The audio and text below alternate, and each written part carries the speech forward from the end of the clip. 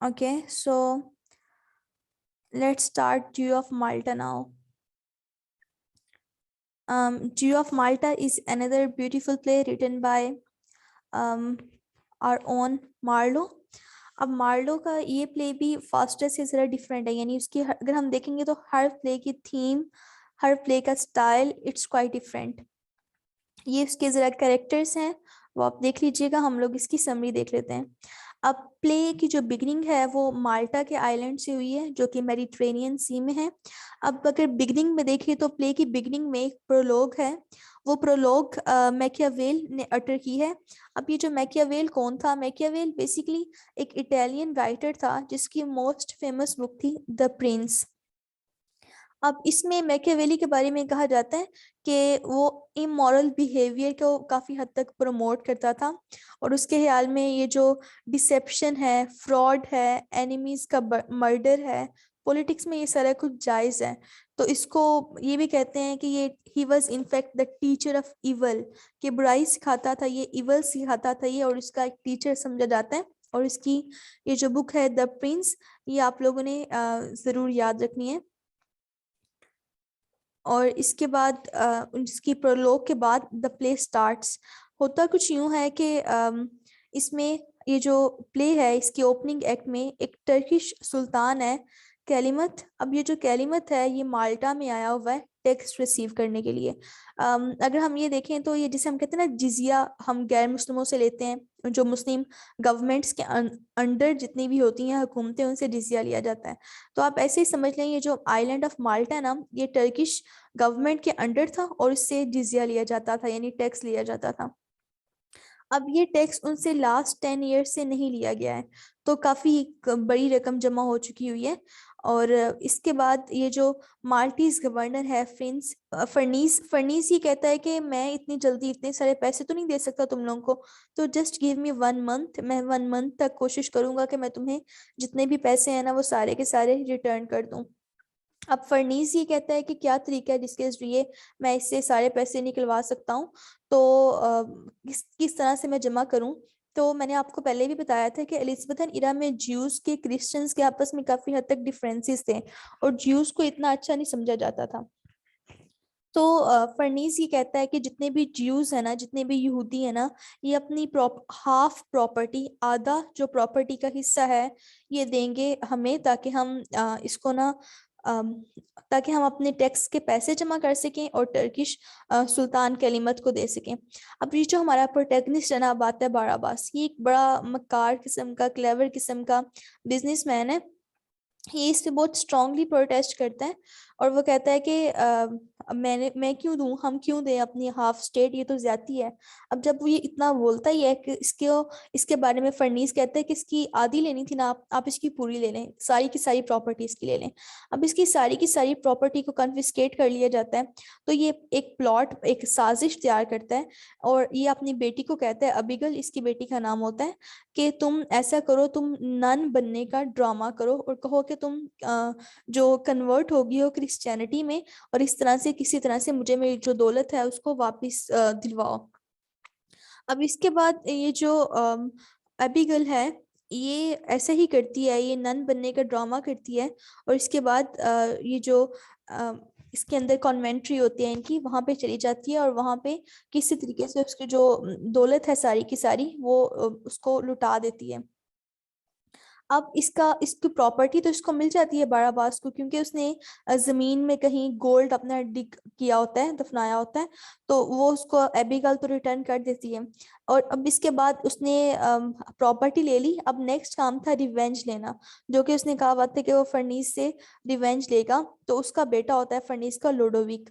अब ये जो लोडोविक है, ये एक्चुअली वो इसके साथ ये कहता है कि जो मेरी बेटी अपने सामने ना, अपनी बेटी एबिगल, इसके बारे में काफ़ी, क्योंकि she was quite pretty, beautiful होती है काफ़ी, तो उसकी तारीफें करता है.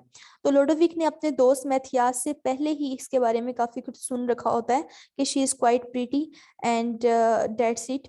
तो वो ही actually fell in love with Abigail.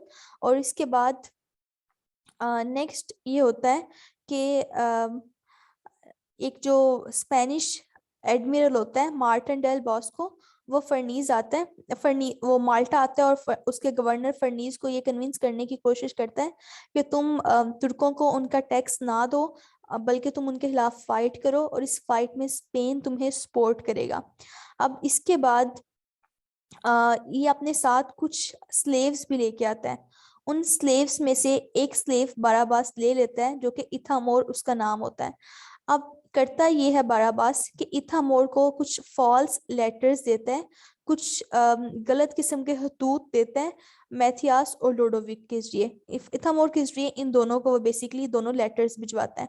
अब ये दोनों लेटर्स में कुछ ऐसी बातें होती हैं कि ये दोनों आपस में एक दूसरे के अगेंस्ट हो जाते हैं एबिगल को लेके, और ये दोनों लड़ाई में मर जाते हैं। अब इसके बाद बाराबास ने तो अपना रिवेंज भी ले लिया, अपनी प्रॉपर्टी भी ले ली, और इन दोनों को मरवा भी दिया। लेकिन जब एबिगल को इस बात का पता चलता है, तो वो इस बारे में जब जानती है, तो she was quite saddened at this point, क्योंकि she was actually in love with Mathias. तो उसको जब ये पता चलता है कि उसके बाप ने उसको मरवा दिया है, तो वो कहती है कि पहले तो मैं सिर्फ फॉल्स, मैंने ड्रामा किया था ना नन बनने का, अब मैं असल में नन बन जाऊंगी, मैं असल में क्रिश्चियनिटी कन्वर्ट हो जाऊंगी। अब इसके बाद जब वो असल में क्रिश्चियनिटी को इम्ब्रेस करती है, तो बाराबास क्या करता है, एक कुछ चावल वगैरह भिजवाता है उनकी तरफ, यानी कॉन्वेंट्री के अंदर कुछ खाना वगैरह भिजवाता है, और उस खाने में जहर मिला होता है, जो कि एबिगल और बाकी जो नन है वो खा लेती हैं, और जब वो खाती हैं तो उनकी डेथ हो जाती है।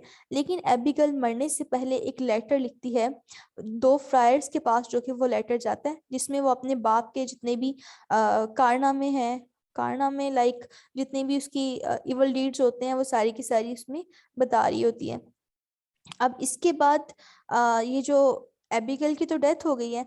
अब इसके बाद जो नेक्स्ट है, ये जो फ्रायर्स है, ये दो फ्रायर्स आते हैं इसके पास, बड़ाबास के पास, और वो कहते हैं कि हमें सारा कुछ बता दिया वह तुम्हारी बेटी ने, we know about all of your actually things, कि तुमने कितने को गलत काम किए हुए हैं।